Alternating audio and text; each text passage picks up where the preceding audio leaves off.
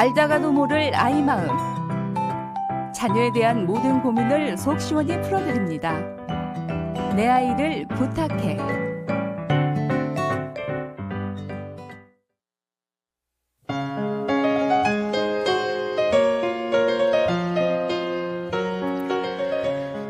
안녕하세요. 저는 6살 남자아이를 키우는 엄마입니다. 언제부턴가 아이가 눈을 두세 번 깜빡거리곤 했습니다. 처음엔 그럴 수 있지 하고 넘어갔는데요.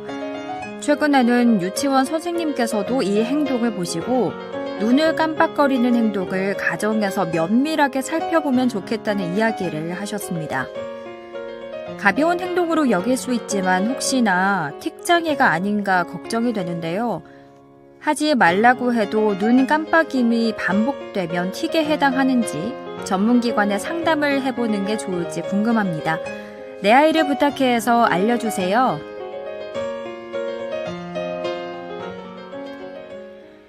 자녀에 대한 고민을 시원하게 풀어보는 시간입니다. 내 아이를 부탁해 이 시간 함께 해주시는 순천제일대학교 유아교육학과 강숙현 교수 전화 연결돼 있습니다.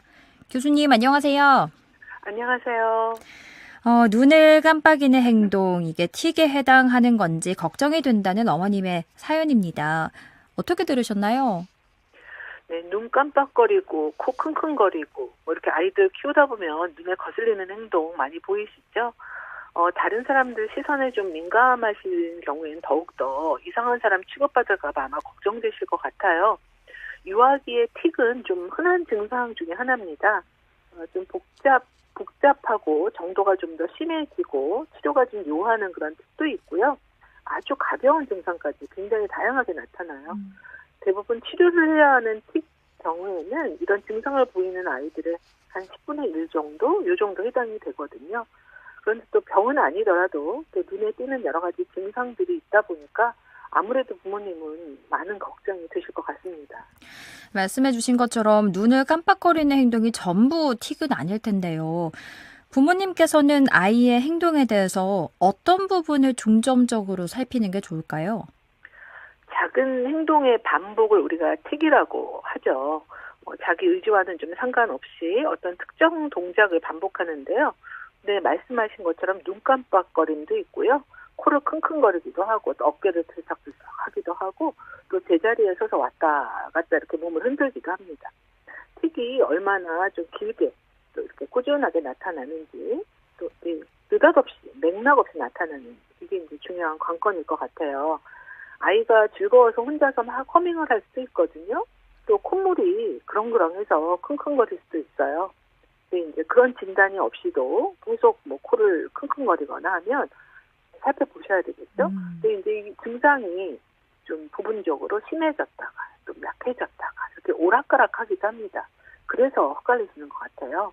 이렇게 좋아졌다, 나빠졌다 이런 증상이 오락가락할 때 주로 하루 중에 어느 때 또 안 할 때는 언제 그런지 이런 거 좀 한번 보시면 좋을 것 같습니다. 네. 그런데 이 틱의 증상에 따라서 종류가 다양하게 나타난다고 들었거든요. 네, 틱을 여러 가지로 분류하거든요. 운동틱이라 그래서 움직임을 반복하는 거예요. 그러니까 근육 일부가 의지 없이 아무 의미도 없는 움직임을 반복을 합니다. 아까 제가 말씀드린 것처럼 눈을 찡긋거린다든지 또 어깨를 들썩들썩 한다든지 가만히 서서 흔들 한다든지 또 음성틱이 있어요. 이것은 이제 특정 소리를 반복합니다. 그래서 허밍 소리처럼 들리기도 하는데요. 또 어떤 아이는 흡흡 하면서 이렇게 빨아들이는 소리를 내기도 해요. 단순하게 한 가지 증상이 나타나는 틱도 있고 또 여러 가지 증상이 함께 나타나기도 하고요. 1년 이상 계속돼서 나타나는 그런 만성 틱까지 여러 가지가 있습니다. 근데 이제 그 틱처럼 우리가 오해하시는 게 또 뭐냐면요. 아이들이 코를 판다거나 또 손가락을 빤다거나 머리카락을 이렇게 손으로 베베 꼬는 그런 버릇이 틱처럼 나타나기도 하거든요. 그래서 이게 나쁜 버릇처럼 생각되시기 때문에 걱정이 되실 것 같아요. 아주 심한 틱은요. 우리가 보통 뚜레라고 해서 뚜레 병이라고 합니다. 보통은 이런 틱들이 운동틱이나 음성틱들이 1년 이상 이렇게 길게 나타나고 그냥 단순하게 틱만이 아니고요. 이런 경우에는 아주 짜증이 심하다거나 정서적인 감정 조절이 좀 어렵고 주의 집중도 하기 어렵습니다. 음. 만약에 자녀가 틱 장애를 가지고 있다면 부모님께서는 왜 생겼을까 그 원인이 궁금하실 것 같거든요. 보통 이 틱 장애의 원인이 스트레스인 경우가 많다고 하던데 실제로 정말 그런 건가요? 네, 인터넷에 이제 부모님들이 이런 경우가 있으면 막 그 검색을 해보시거든요. 그러면 틱의 원인이 스트레스다 이렇게 써 있다 보니까 아이고 내가 아이에게 스트레스를 줘서 그런가? 막 이렇게 그 죄책감을 가지시는 부모님들을 많이 만나요. 음. 또 아이가 집에서 더 나타나거든요. 밖에 나가면 좀 덜 나타납니다.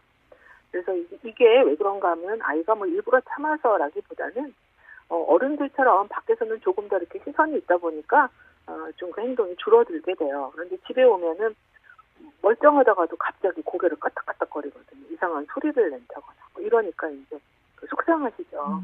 그런데 성장하는 과정 자체가 아이들에게 스트레스이죠. 뭐 아무리 잘하시는 부모님이라 하시더라도요.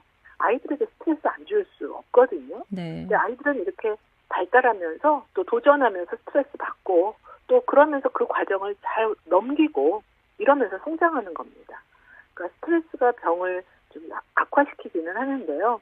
스트레스 자체가 이런 틱을 유발한다고는 생각하시지 않으셨으면 좋겠습니다. 이런 틱의 원인은 대부분 그 뇌의 발달에 있습니다.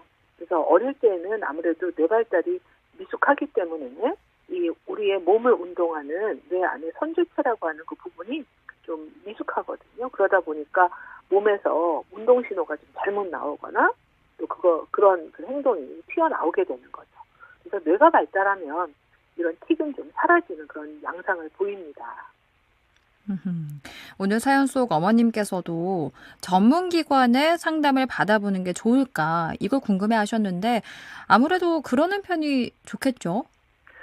자의적인 판단으로 치료 시기를 놓치는 경우가 가끔 있거든요. 그래서 이제 세심하게 좀 살펴보실 때 그 양상이나 그 꾸준한 그 나타나는 그 시기를 좀 보시라 말씀드렸는데요. 정도에 따라서 이게 일시적인지 또 치료가 필요한지 아시게 됩니다. 그래서 제 생각에는 부모님의 불안함도 좀 해소해 보실 겸 상담을 좀 받는 것에 대해서 너무 주저하지 마시라 이렇게 추천을 드리고 싶어요. 왜냐하면 그 시기를 놓쳐서 우리가 빨리 개입을 하면 아무것도 아닌 것을 크게 키울 수도 있지 않을까 싶습니다. 이렇게 전문의의 도움을 받으면서 동시에 가정에서는 부모님들이 어떤 역할을 하면 좋을까요? 네, 가정에서의 역할이 참 큽니다. 뭐 크게 몇 가지를 한번 말씀드려보면요. 하나는 좀 여유를 좀 계속 가져주시면 어떨까요? 시간이 해결해준다는 말, 그 말 좀 참고해 주셨으면 해요. 왜냐면요, 아까 제가 뇌 발달이 미숙하기 때문에 어린 시기에 좀 더 많이 나타난다고 그랬잖아요. 성장하면서 줄어듭니다. 보통 한 5세 또 초등학년 사이에 가장 틱이 많이 나타나요. 왜냐하면 이제 이때가 뇌 발달이 급속하게 이루어지기 때문에 그만큼 혼란도 많이 생기죠. 그러다가 이제 한 15세 정도 되게 되면 이제 좀 줄어들기 시작을 합니다. 그러다가 20세 경에는 언제 틱을 했느냐 싶을 정도로 사라지기도 하거든요. 그래서 아주 심하거나 또 이것이 이제 음성틱이나 또 그 운동틱이 복합적으로 나타나는 그런 게 아니라면은 조금 좀 기다려 봐주시면 어떨까 이런 생각이 들고요. 또 만약에 아이가 좀 문제가 있어서 이제 상담을 하고 이렇게 치료를 해 나간다 하더라도 이 틱을 환자로 보지 마셨으면 좋겠어요. 왜냐하면 아이를 틱 환자로 보게 되면 아이는 그것 때문에 나는 못해, 난 무능해라고 부정적인 자아개념을 갖게 되기도 합니다. 틱을 가진 아주 그런 우수한 그런 사람들이 참 많거든요. 운동선수도 있고 작곡가도 있고 또 작가도 있고 시인도 있고 그렇습니다.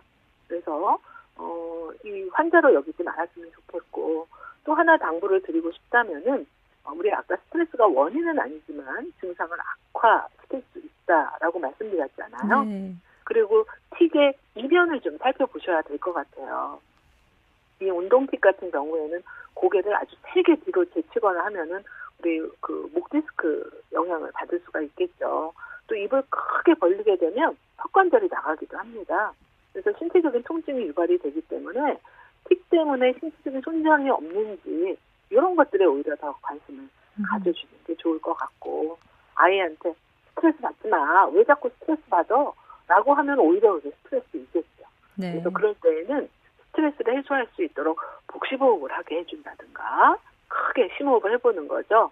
그리고 또 따뜻하게 손잡고 산책을 같이 해본다든가, 뭐 이런 방식으로 아이가 스트레스를 잘 관리할 수 있게 곁에서 도와주시면 큰 도움이 되실 것 같습니다. 네, 이렇게 오늘은 자녀의 틱 증상에 대한 이야기 나눠봤습니다. 오늘 이야기 잘 들었습니다. 고맙습니다. 감사합니다. 지금까지 순천제일대학교 유아교육학과 강숙현 교수와 함께했습니다.